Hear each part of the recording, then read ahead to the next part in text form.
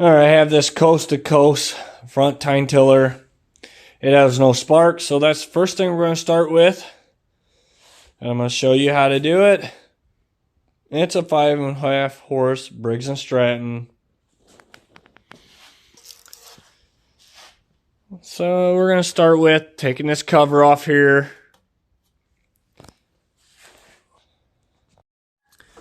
All right, there's 3 bolts, one here and one there and one back here. It's 7/16. Take them off.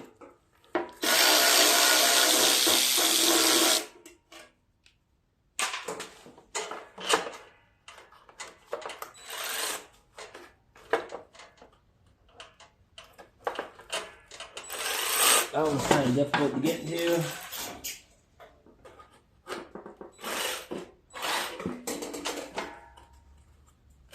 Oh, there's one not even in it. Oh, yeah, see all the buildup. I had to clean that all off. And see why we don't have spark. Alright, I'm going to sand this magnet here. It's a little rusty, but it ain't bad like I thought. If you want to wear sunglasses or safety glasses, you know, when doing this, so you're not getting stuff in your eyes. What I'm doing is trying to rough it up to get the... I want to get the rust off.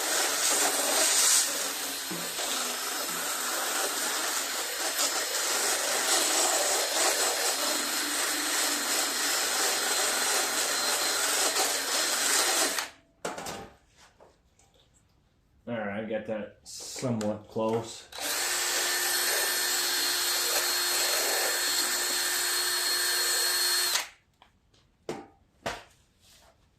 And I barely doubt that's the reason why I don't have spark, but we're going to check and see. Usually I'll try to sand this part here too, but I can't get to it unless I take it off. Alright, obviously there's still no spark. I kind of figured that wouldn't work by cleaning that. So behind this flywheel here is points that I'm going to have to clean. So I'm going to have to show you how to get the flywheel off and get behind there to clean the points or buy new points. Alright, we got to take this little screen off, which them 2 bolts are 1/4 inch.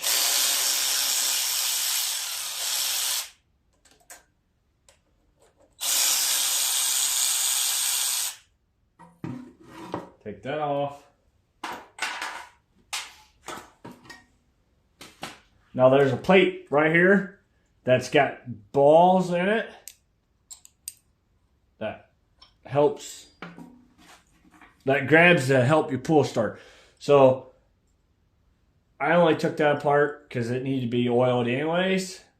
But when you want to take this off, you want to try to keep this all together because it's a nightmare trying to get all this back together, which I'll show you how to put everything back together so it ain't so bad. Now normally I'll take a hammer and not get crazy and just start hitting it. Normally a hammer usually, because you don't want to break nothing, usually a hammer breaks it loose so you get it off. There's other ways of doing it. You can get adjustable wrench somehow, you know, just...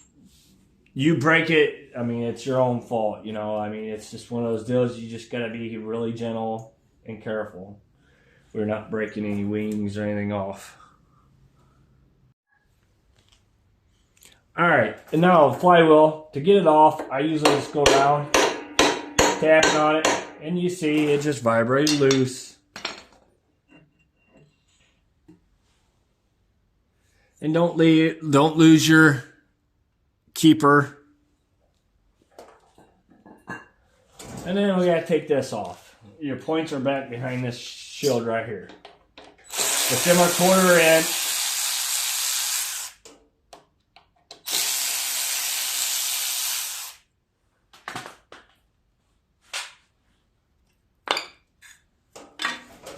And it's right here.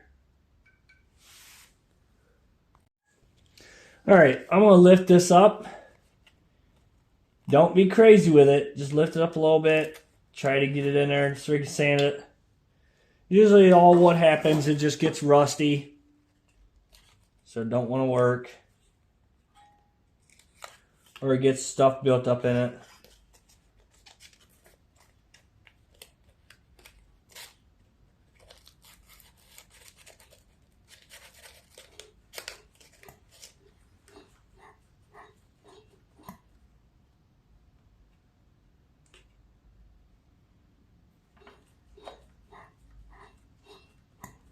No.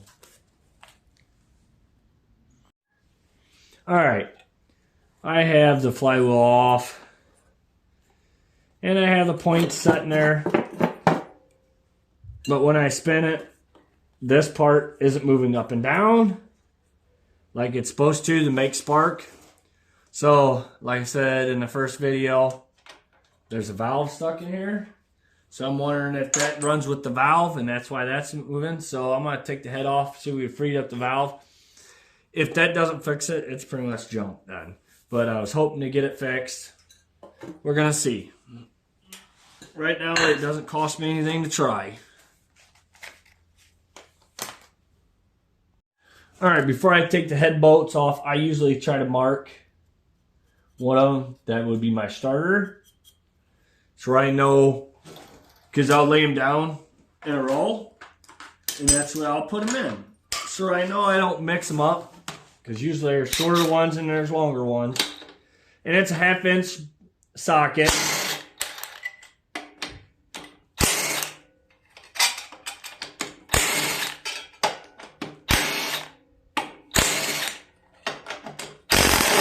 Uh-oh, get on there.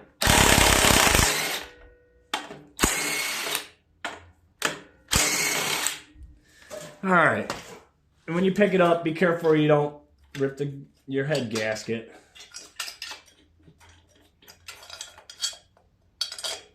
And I may just try to leave all the bolts together. All right, and this is the valve. Let me show you. That is stuck open.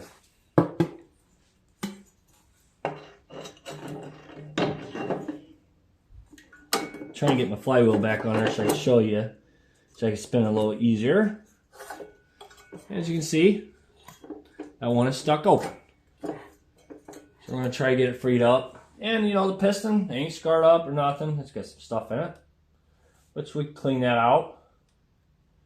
There's the gasket. So this is the one that is froze up. We're going to put some put some anything you want, oil or something into it to try to free it up.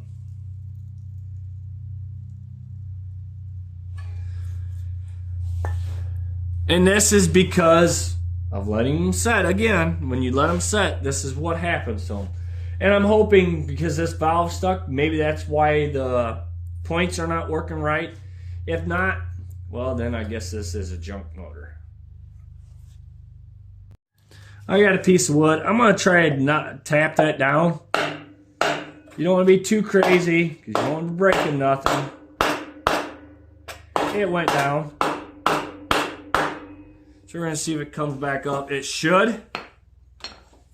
Unless it bends something.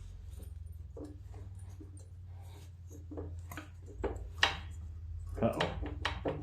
Right there. It caught it. So yeah, by hitting it down wasn't probably a good idea.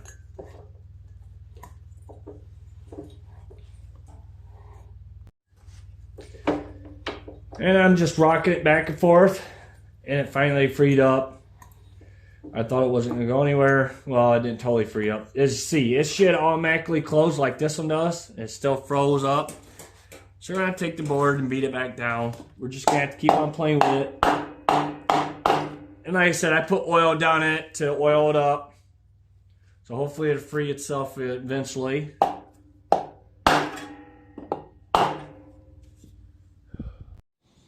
Alright, I put everything back together. I freed the valve up. The bearings are so dry that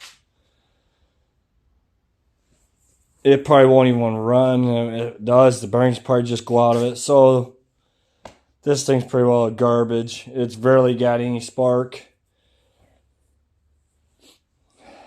which I could fix that, but being that the bearings and everything are pretty stiff in this, and it's been sitting so long, they probably will go out pretty quick.